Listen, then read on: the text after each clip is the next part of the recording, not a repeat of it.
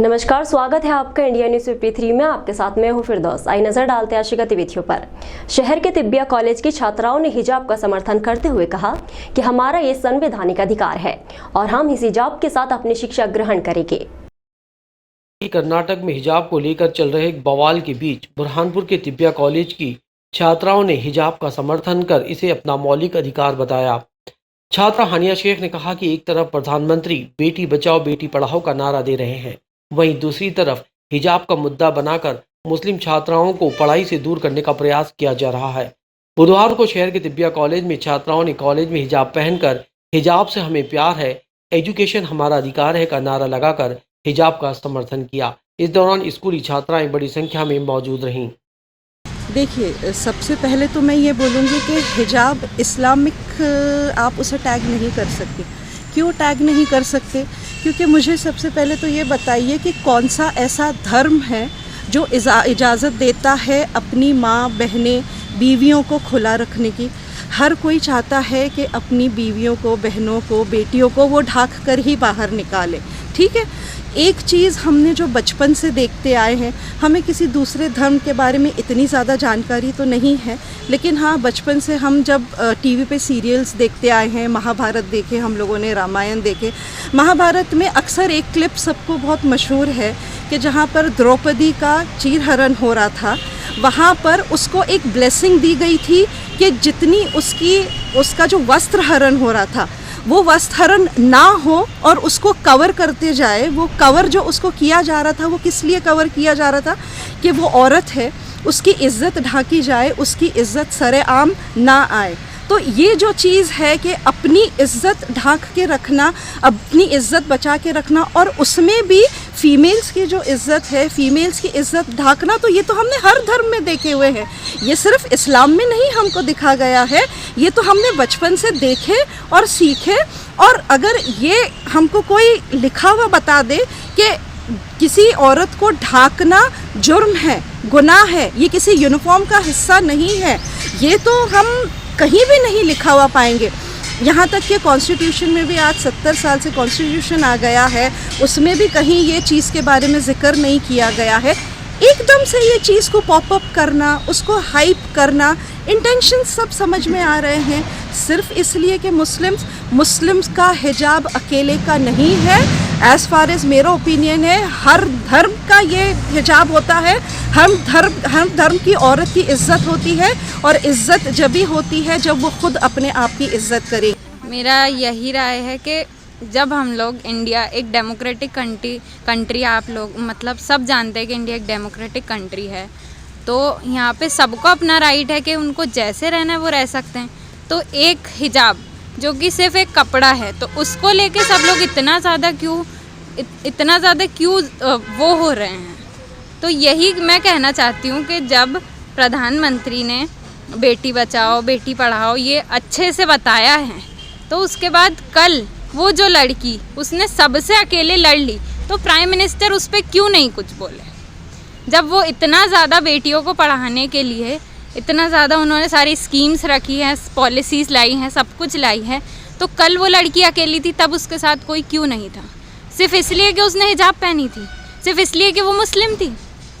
तो इस बात को आप रिलीजन को बीच में लाके आप लोग क्या साबित करना चाहते हैं? ये सब तो गलत बात है ना, कि आप एक पर्सनल कम्युनिटी को बाहर निकाल रहे हैं, बार बार उसको टारगेट कर रहे हैं, बार बार उस पर उंगली उठा रहे हैं। तो ये हमारे जो हमारी कंट्री का सेक्युलरिज्म है उसको ख़त्म करने की बात हो रही है ना। कर्नाटक में हिजाब पर रोक को लेकर हुए विवाद के बाद बुरहानपुर में भी मुस्लिम सेवा दल के पदाधिकारियों ने ज्ञापन एसडीएम को महामहिम राष्ट्रपति के नाम सौंपकर उचित कार्रवाई की मांग की। कर्नाटक के कॉलेज में मुस्लिम बच्चियों के हिजाब पहनकर आने पर रोक लगाई गई। इसका बुरहानपुर में भी विरोध किया गया। मुस्लिम सेवा दल की ओर से बुधवार सुबह राष्ट्रपति के नाम एक ज्ञापन एसडीएम के अरबडोले को सौंपा गया। मुस्लिम सेवा दल पदाधिकारियों ने कहा, हिजाब पर प्रतिबंध से देश भर के मुस्लिम समाज में आक्रोश है। इस तरह से सांप्रदायिक सौहार्द बिगड़ने की स्थिति बनती है, जिसका फायदा असामाजिक तत्व उठाते हैं। संविधान ने सभी धर्मों को मौलिक अधिकार के अनुसार स्वतंत्रता का अधिकार दिया है, जिससे वो अपने अपने धर्म के अनुसार रह सकते हैं। मुस्लिम सेवा दल जिला अध्यक्ष नौशाद अली अंसारी ने कहा, हिजाब का विरोध करना गलत है, ये निर्णय वापस लिया जाना चाहिए।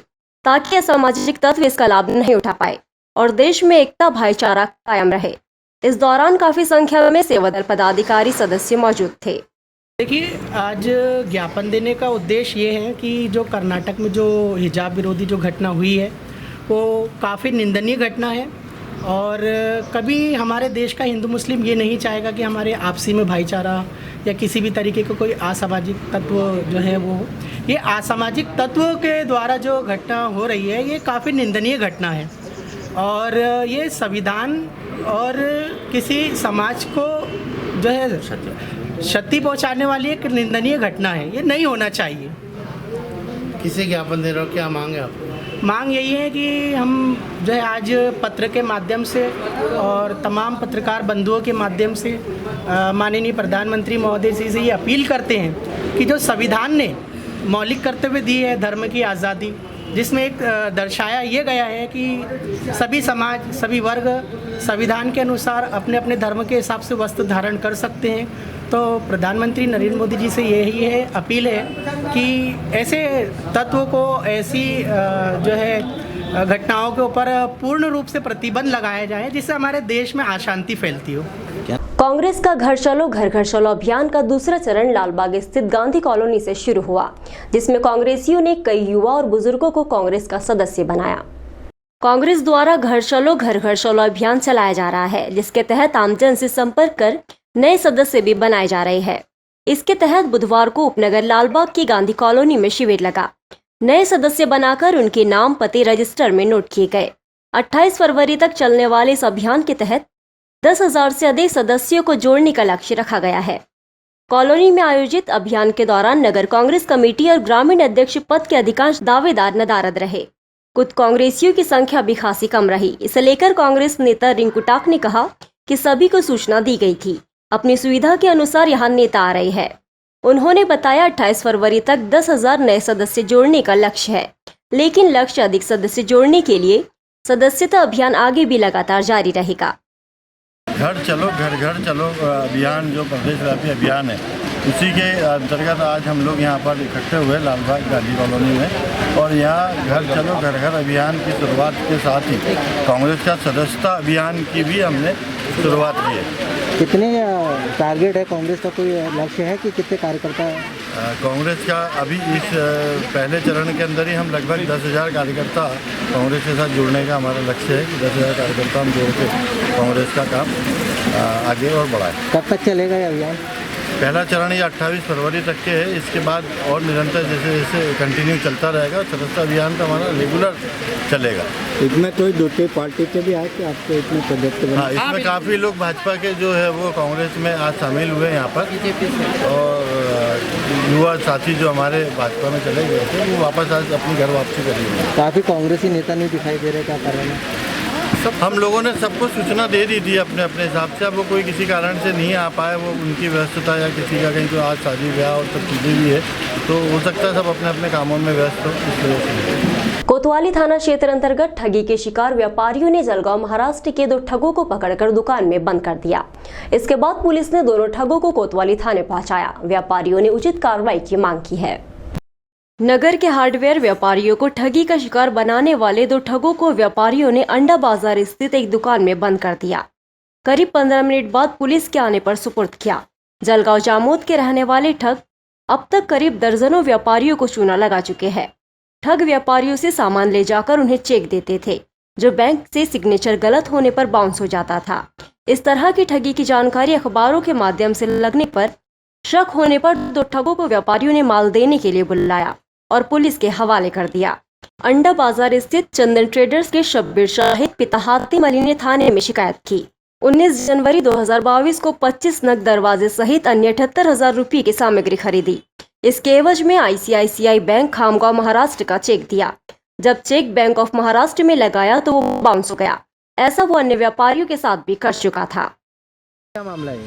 सर ये जो है ना, ये गैंग बना के घूमते हैं और चेक बंद बैंक का चेक देते और 70,000 रुपये का माल ले लिए और बाद में बाउंस होगा चेक। उसके बाद में कोई पैसे वैसे का मामला जो है ना, बोले हम देंगे और ये फिर आज भी हाँ फ़ोन लगा रहे थे, फ़ोन भी नहीं उठा रहे। भैया क्या माल लेके गए थे आपसे और ये कौन है, आप इनको जानते हो? दरवाजे पल्ले लेके गए थे। कहाँ से आए हो ये जलगांव जामुन से आए, जलगांव जामुन से आए। क्या कितने व्यापारी को इन्होंने ऐसा कम से कम 30 से 40 व्यापारियों को, अभी हसन भाई करके है रावेर वाले, उनको भी 2 लाख रुपए का चूना लगा के आए हुए। क्या चाहते हैं आप लोग? सर हमारा पैसा वापस मिल जाए। आज कहाँ आप इनको पकड़ कर लाए? ये जो पकड़ के लाए हैं भाई साथ में, वो अभी आपसे बात करेंगे। आपका क्या नाम है, क्या दुकान है? किसने जमा करा? अभी व्यापारियों ने एक मामला, व्यापारी द्वारा एक आवेदन दिया गया था कि जो कुछ लोग जो है महाराष्ट्र के हैं, जो यहाँ पे दुकान में सामान खरीदने के लिए आते हैं और दरवाजे वगैरह और जो चेक देते हैं वो उसमें चेक में पैसे नहीं रहते और वो बाद में पैसे देने का बोल करके और माल लेकर महाराष्ट्र वापस चले जाते हैं। इस प्रकार से 2-4 दुकानदारों के साथ हुआ है। तो आज दुकानदार उस व्यक्ति को लेकर आए थाने पर और आवेदन की जांच की जा रही है, जिसको वरिष्ठ अधिकारी। गणपति थाना क्षेत्र के आजाद नगर में इमली के झाड़ के पास रहवासियों ने कार से बकरी चोरी की वारदात कर रहे 2 आरोपियों को पकड़कर पुलिस के हवाले किया।